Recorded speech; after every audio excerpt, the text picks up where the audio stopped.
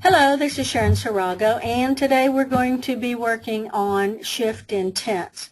Now, this is a pretty big section, so I'm going to go fast, and you may need to come back and look at it again. So we use the term to show the time of the action of the verb when we use the word tense. And we have the present, past, and future, which you already know about. And then we have three more tenses that are going to be on our test. So here you see present tense, past tense, and future tense. And the first thing that we have to learn is that we cannot shift from one tense to another without a very good reason. So if we start a sentence in present tense, like Jerry saw the man working, this is in past tense, then he turns and runs into his house, we cannot arbitrarily just shift into present tense. They have to be the same. So since saw is in past tense, all the other verbs have to be in past tense.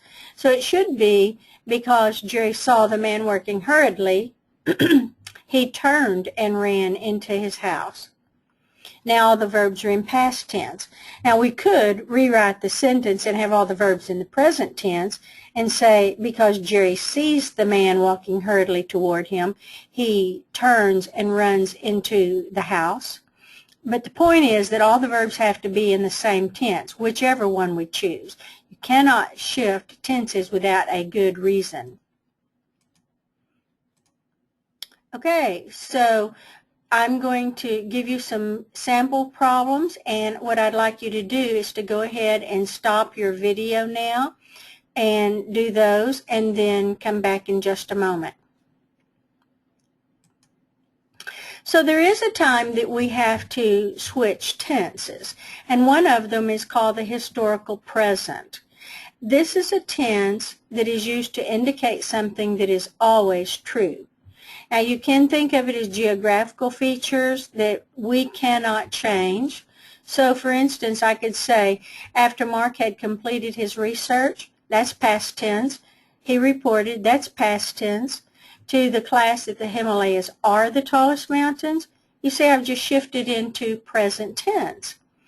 But when I say that the Himalayas are the tallest mountains in the world, I use that because it's something that's always true. It's something that we can't change. There are other cases that are harder to determine. There's one like this one. Bridge is a very interesting game. We can't say it was an interesting game because that would insinuate that either it doesn't exist or is no longer interesting. And there's another one. Walking is one of the best forms of exercise. Well, it is. And it always has been, and I guess until something changes and we find a better form, it is considered one of the best forms of exercise. However, let's say that you have a road in a forest and it's been there for over 200 years. Does that require the historical present tense? No, it doesn't. It may be there for a long time, but there's no guarantee that it will be there tomorrow. Just get a bulldozer and plow it under and it'll be gone. Just remember, the historical present tense is used for things that are always true. These are things that mankind cannot change. And then we have another time that we have to shift into present tense. This is called the literary present.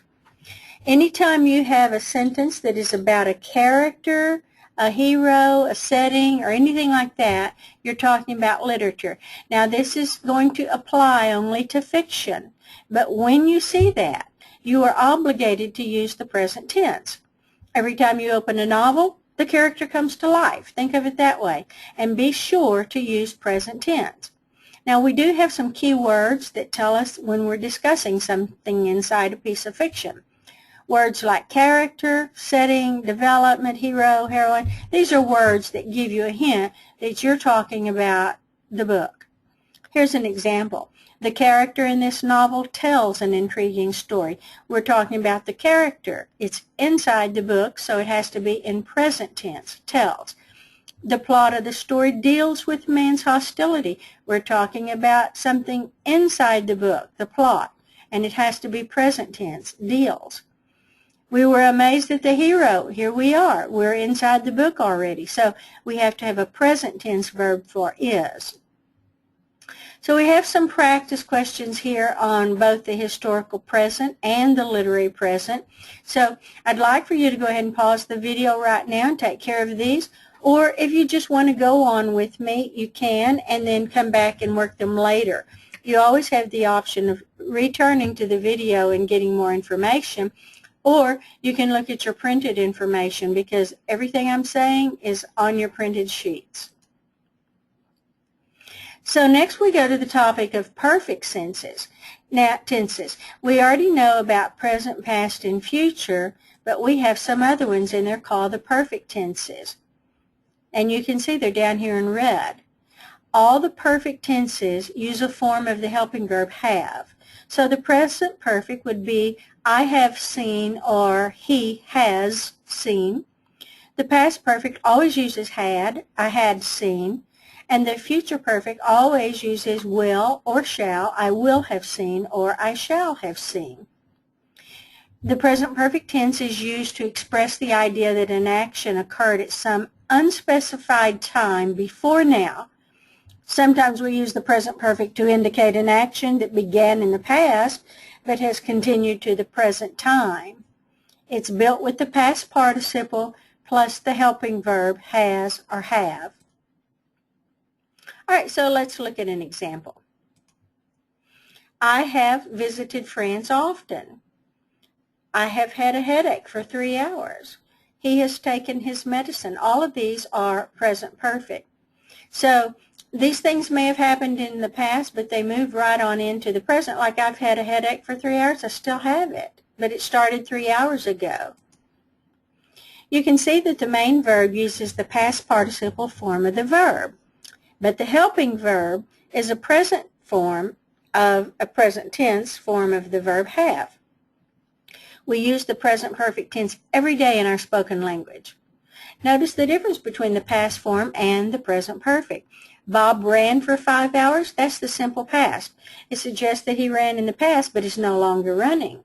But if I say Bob has run for 5 hours, then this suggests that he began running 5 hours ago, but he's still running. He has run for 5 hours. There's one other thing that's kind of strange about this tense problem, and it's when we have an if clause. You might think of it as an expression of a past event that has present consequences. When you have an if-then situation, there are rules that you have to follow. This construction will make use of the phrase would have, but you can have only one would have in the sentence. Here's an example. If you had called me earlier, I would have gone with you. Or you could have said, I would have gone with you if you had called me earlier.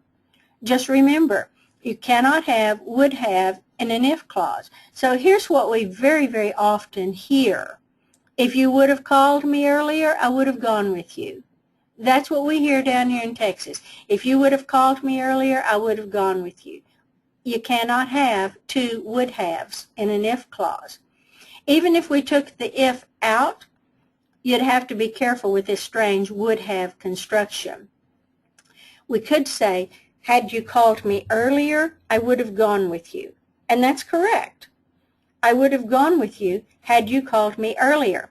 Now, you really want to look at those two sentences several times.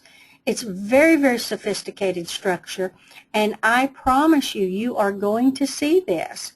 Had you called me earlier, we could have said, if you had called me earlier, or had you called me earlier. It still is the if clause. They just took the if off, and you still cannot have would have over there. Had you called me earlier, I would have gone with you. Wow. Okay, then we have present perfect as part of an infinitive. This is another one that's kind of strange. Normally, we use infinitives like to go, to run, to build. However, if we are speaking of an action that should have occurred in the past, we would use the present perfect tense along with to. Here's an example. I thought he was to have gone on the trip. That's like, I thought he was supposed to go, right? But he didn't do it. I thought he was to have gone on the trip. He was supposed to have run 10 miles. And you see that infinitive, to have? That building was thought to have been built in 1900. Again, all of these sentences are very sophisticated structures. Just read them as many times as you need to be sure you understand that they are correct.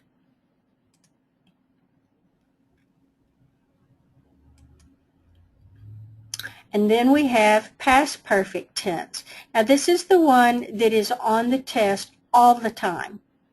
The past perfect tense is used to express the idea that one action occurred before another action in the past. This is important here.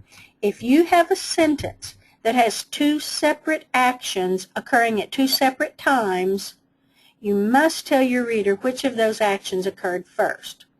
You do that with the past perfect tense by merely putting the word had in front of the verb that indicates the first action. So, Kay went to her friend's house after she had completed her homework. Well, she did two things. She went somewhere and she completed her homework. And so we merely ask which action occurred first. Did she go somewhere first or did she do her homework first? Clearly, Kay finished her homework first. We use the past perfect tense to indicate the action that occurred first. And we put the word had in front of the verb. So look at it again. Kay went to her friend's house after she had completed because she did that first. So now we get to practice that, and you're going to read the sentence, look at the two actions, and say, well, which one happened first? And that's the one that you put your helping verb had in front of. Okay? So again, you can, I think we're just about through. So after we do future perfect, we'll be done, and why don't we just go on then? And you can do these exercises after we're finished. The future perfect tense indicates an action that will have been completed at some specified time in the future. So we've got the simple future. Jason will study his math tonight. That's just in the future. However, I could say Jason will have studied his math by 8 o'clock. That is to be completed at a specified time in the future. You see the difference? He will study, we don't know when, but he will have studied his math by 8 o'clock. That's the future perfect. It has the marker will and shall. It has to have the helping verb have. Okay, so now we're up to all of the practice sections. You'll do these and then check your answers, of course, and be sure to make a note of anything that you found difficult so that we can talk about it when we get on our webinar. You're pretty used to all of the things that we do now. And then you're going to have all the answers here. And so again, just check your work, make a note of what you need to ask me about when we do our webinars, and we'll be done. I'll be sending you some other stuff in just a little bit. Bye-bye.